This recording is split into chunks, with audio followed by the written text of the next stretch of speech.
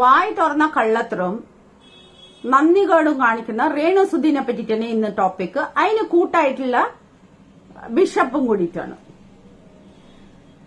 രേണു സുധി എല്ലാവർക്കും അറിയാം, വായ് തുറന്ന് അവള് കള്ളത്രേ പറയുള്ളൂ, നന്ദികേടേ കാണിക്കുള്ളൂ. പക്ഷെ ബിഷപ്പ് എപ്പം മുതലാ ഇങ്ങനെ ആയതെന്നറിയില്ല. അവള് ബിഗ് ബോസ് പോകുന്ന സമയത്ത് ഇതേ ബിഷപ്പ് പറഞ്ഞു അവള് ബിഷപ്പിനെ കൊല്ലാൻ വേണ്ടി ആൾക്കാരാക്കിയിട്ടുണ്ട്, ബിഷപ്പിനെ കൊല്ലാൻ ആൾക്കാർ വീട്ടിന്റെ അടുത്തെല്ലാം വരുന്ന ഭീഷണിയാണ്, ലൈഫ് ത്രെട്ടൻ ആണ് എന്നെല്ലാം പറഞ്ഞ് ഇഷ്യൂ ആക്കി. അതേ ബിഷപ്പിനെ ഇവള് സോഷ്യൽ മീഡിയയിലൂട്ട് വിഷപ്പാമ്പ് എന്ന് വിളിച്ചു. ബിഷപ്പാണ് എന്ന് പറയുമ്പോ അല്ലല്ല വിഷപ്പാമ്പ് എന്ന്.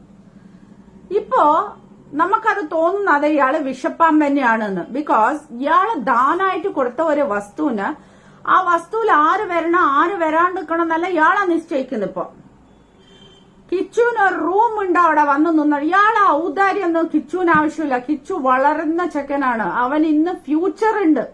അല്ലാണ്ട് ഇവളെ പോലെ വടയും വിറ്റ് കാണിക്കാൻ പാടാത്തെല്ലാം കാണിച്ചിട്ട് ഇപ്പൊ രോഗത്തിന്റെ മുകളിൽ പറഞ്ഞിട്ട് ചാരിറ്റി പിരിച്ചിട്ട് ജീവിക്കേണ്ട ഒരവസ്ഥ ആ പയ്യനുണ്ടാവൂല. ആ പയ്യൻ എങ്ങനെയെങ്കിലും നല്ല രീതിയിൽ ജീവിച്ചിട്ട് പൈസ ഉണ്ടാക്കി നാളെ ഒരു ഫേമസ് ആളായിട്ട് മാറും. ഇവള് സെലിബ്രിറ്റി എന്ന് എല്ലാവർക്കും പറയുന്നല്ല, ഇവള് വൾഗാരിറ്റിയിലൂടെ വന്ന സെലിബ്രിറ്റിയാണ്. ഇപ്പൊ കേരളത്തില് സത്യം പറയാ മലയാളീസ് ഇത്രയ്ക്കും അദം പതിച്ചു പോയോന്ന്. ഒരു ഇനോഗ്രേഷന് വിളിക്കട്ടെ, കുറെ മുമ്പിലും പിന്നിലെല്ലാം കെട്ടിവെച്ച് നടക്കുന്ന നടികളെ വിളിച്ചിട്ടാണ് ഇനോഗ്രേഷൻ കഴിക്കുന്നത്. ആക്ച്വലി പണ്ട് കാലത്ത് പറയും, നമ്മളൊരു നല്ല കാര്യം ചെയ്യുമ്പോ വേശ്യകളെ കണ്ടുപോയാലും നല്ലതാണ്. സോ ആ ട്രെൻഡാണ് ഇപ്പൊ എല്ലാവർക്കും കൊണ്ടുവരുന്നത്. അതുകൊണ്ടാണ് ഇവരെല്ലാം ഇനോഗ്രേഷന് വിളിക്കുന്നത്. നല്ല ആൾക്കാർ വിളിക്കും. പക്ഷെ ഞാൻ പറയുന്നത് ഇതിന് വലിയ കമന്റ്സ് ഇട്ട് അന്നെ ഇതാക്കേണ്ട ആവശ്യമില്ല. I just don't care. ഞാൻ കാണുന്നതേ പറയുള്ളൂ. ഞാനും പോവാറുണ്ട് ഇനോഗ്രേഷൻസിന്, ഇങ്ങനെ തുണി കഴിച്ചിട്ടോ അതിനുമല്ല. അവിടെയും വരാറുണ്ട് സെലിബ്രിറ്റീസ്. നമ്മളെ കർണാടകയിലും സെലിബ്രിറ്റീസ് വരും. അന്തസ്സും നല്ല ഡീസന്റ് ആയിട്ടാണ് വന്നിട്ട് ഇനോഗ്രേഷൻ ചെയ്തിട്ട് പോകുന്നത്. പിന്നെ ബിഷപ്പ് കിച്ചുവിനെ പറ്റിയിട്ട് പറഞ്ഞതിനാണ് ബിഷപ്പിനെ ഇന്ന് എല്ലാ ആൾക്കാരും പിടിച്ചിട്ട് ടോപ്പിക് ആക്കി മാറ്റിയത്. ബിഷപ്പ് സ്വന്തമായിട്ടാണ് ഈ കുരിശിനെ കയറ്റിയത് തലയില്. കുരിശാര് രേണു സുധി, അയാള് കയ്യിൽ പിടിക്കുന്ന കുരിശ് വേറെ. ഇവളാര് മാലാഖിയാ.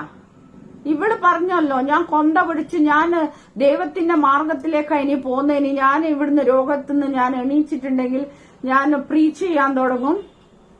പ്രീച്ച് കഴിഞ്ഞ് ഇവള് ആൾക്കാരെ ക്രിസ്ത്യാനിസമിലേക്ക് വരുത്താനായിരിക്കും ഇവള് പ്രോമിസ് ചെയ്തിട്ടുണ്ടാവും. പക്ഷെ ഒരു കാര്യം ബിഷപ്പേ, അങ്ങനെയല്ല, അവളെ വാക്കിൽ നിങ്ങൾ വിശ്വസിച്ചിട്ട് അത് വെറും കള്ളത്തരാണ്. പിന്നെ നിങ്ങളെ പ്രാർത്ഥനയിലോട്ട് അവള് സുഖം പ്രാപിച്ചിട്ട് അവള് പുറത്തു വന്നാൽ അവള് നാളെ പറയുക എന്താണെന്നറിയാം, അയാൾ എന്ത് ചെയ്യും, അയാൾ വെറുതെ പ്രാർത്ഥിച്ചില്ല, എന്റെ സ്വയം കഴിവുകൊണ്ടാണ് ഞാൻ തിരിച്ചു വന്നത്. ബിഷപ്പേ, ഇതിനെല്ലാം റെഡിയായി നിന്നോ നിങ്ങള്. പിന്നെ നിങ്ങളെ പറ്റിയിട്ട് ആരെങ്കിലും സംസാരിച്ചാൽ അപ്പാടെ നിങ്ങൾ അവർക്ക് നോട്ടീസ് അയക്കുന്നല്ലോ. This is a democratic country. ഇവിടെ നമുക്ക് റൈറ്റ് ഉണ്ട്, വി ക്യാൻ സ്പീക്ക്. നിങ്ങൾക്കാര് റൈറ്റ് തന്നു കിച്ചുവിനെ പറ്റി സംസാരിക്കാൻ? നിങ്ങൾക്കാര് റൈറ്റ് തന്നിട്ടുണ്ടായിരുന്നു രേണുവിനെ പറ്റി പണ്ട് ഇതെല്ലാം പറയണം, അവള് കള്ളത്തറാണ്, അവൾക്ക് സർട്ടിഫിക്കറ്റ് ഉണ്ടായിരുന്നില്ല, അതുണ്ടായിരുന്നില്ല. അപ്പൊ നിങ്ങൾക്ക് എന്തും ചെയ്യാം. ബിക്കോസ് നിങ്ങൾ ദാനം കൊടുത്ത ഒരു വസ്തുവില് അവർ ജീവിക്കുന്നു. അവർക്ക് നിങ്ങളെ അടിമയാക്കിയിട്ടാണ് നിങ്ങളെ വിചാരം ഉണ്ടായിരുന്നത്. അല്ലാണ്ട് നിങ്ങളുടെ ഉദ്ദേശം ദാനം കൊടുത്ത് അവരെ വിട്ടുകളെ അവരെങ്ങനെയെങ്കിലും ജീവിച്ചോട്ടെ എന്നല്ല. പിന്നെ കിച്ചുന് പോലീസ് സ്റ്റേഷനിൽ കയറ്റി. പോലീസ് സ്റ്റേഷൻ, യെസ് അഫ്കോഴ്സ്, അവന് 18 തികയുന്നതിന് മുമ്പേ അവന് ലൈസൻസ് ഉണ്ടായിരുന്നില്ല. അവൻ കള്ളു കുടിച്ചിട്ട് അവൻ ഫ്രണ്ട്സിന്റെ കൂടെ പോയപ്പോ ബൈക്ക് പിടിച്ചിട്ടുണ്ടാവും പോലീസ് സ്റ്റേഷനിൽ. അത് വലിയൊരു ക്രൈം ഒന്നുമല്ല. ഇത്രയും പഠിച്ച നിങ്ങള് എന്താ ചെയ്യുന്ന ബിഷപ്പെ? നിങ്ങളെ ആൾക്കാരെ പറ്റിയിട്ട് അങ്ങോട്ടും ഇങ്ങോട്ടും കുറ്റം പറയുന്നത്. അപ്പോ ഒന്നും അറിയാത്ത ഒരു നോർമൽ കുട്ടി എന്താ പിന്നെ ആ ഒരു ബൈക്കിനെ വെടിയിപ്പിക്കാൻ അവൻ എന്താ പോവാത്തെന്ന് വെച്ചാൽ അവന്റെ പേരിലല്ല ആ ബൈക്ക് ഉള്ളത്. RC ഓണറിന് മാത്രമേ അത് റിലീസ് ചെയ്യാൻ പറ്റുള്ളൂ. RC ഓണർ ആരാ? അവളെ ചേച്ചീന്റെ ഭർത്താവ്.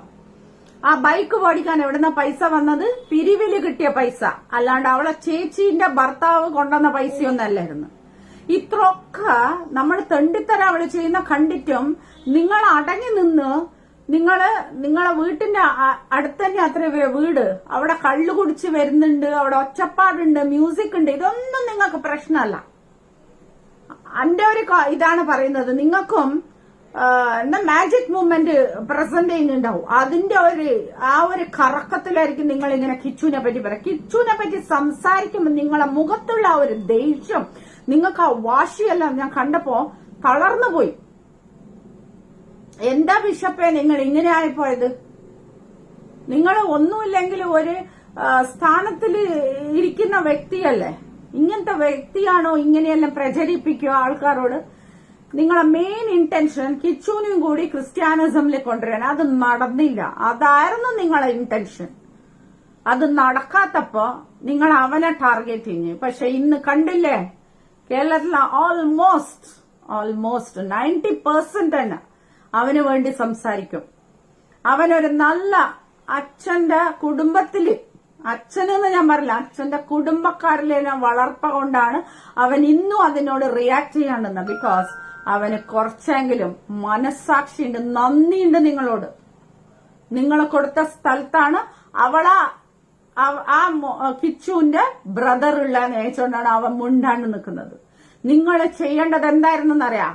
രേണു സുധീന്റെ വീട്ടുകാരെ മൊത്തം അടിച്ചു പുറത്താക്കിയിട്ട് രേണു സുധിയും കിച്ചും ഋതപ്പന് നിൽക്കുന്ന പോലെ ചെയ്യണമായിരുന്നു. അതല്ല നിങ്ങൾ ചെയ്യുന്ന. ആ കള്ളന്മാരെ മൊത്തം കൂട്ടിയിട്ട് നിങ്ങൾ കൂട്ടി നിൽക്കുകയാണ്. നിങ്ങൾ ആ കള്ളന്മാർക്ക് വേണ്ടിയിട്ട് നിങ്ങൾ കൊടുത്ത ഒരു ജയില്, എന്താ പറയാ, ഒരു സ്ഥലമാണ് നിങ്ങൾ. ആ വീട്ടിൽ നടക്കുന്നത് പലിശക്ക് പൈസ കൊടുക്കുന്നു, കള്ള് കുടിക്കുന്നു, പെണ്ണ് പിടിക്കുന്നു, വട കാണിച്ച് വീഡിയോസ് ആക്കുന്നു, എല്ലാ വൾഗാരിറ്റിയും നടക്കുന്ന ഒരു സ്ഥലമാണ്. ആ സ്ഥലത്തിനെ നിങ്ങൾ പ്രൊട്ടക്ട് ചെയ്തിട്ട് നിങ്ങൾ പറയുന്നത് ഇനി കിച്ചു എന്തെങ്കിലും ഇവിടെ കാണിച്ചാൽ ഞാനും കൂടെ നിൽക്കുന്നു. എന്ത് ബിഷപ്പേ നിങ്ങളെ ഈ വർത്താനം? നിങ്ങളെ ഫോൺ കോളിൽ ആരെങ്കിലും സംസാരിച്ചാൽ നിങ്ങൾ അവർക്ക് നോട്ടീസ് അയക്കുന്നു. എന്ത് നോട്ടീസ്? നിങ്ങളാണ് തുടങ്ങിയത് കിച്ചുവിനെ പറ്റിയിട്ട്. അപ്പൊ നിങ്ങൾക്ക് എത്ര നോട്ടീസ് ഇടണം നമ്മളെല്ലാ ആൾക്കാരും? നിങ്ങൾ ഇനിയെങ്കിലും മനസ്സിലായിക്കോ. ഇന്നും നിങ്ങൾ ചേർത്ത് പിടിച്ച രേണു നാളെ തിരിച്ചു വന്നിട്ടുണ്ടെങ്കിൽ നിങ്ങളെ കിള 8ന്റെ പണി കിട്ടിയിട്ടില്ലെങ്കിൽ നിങ്ങൾ നോക്കിക്കോ.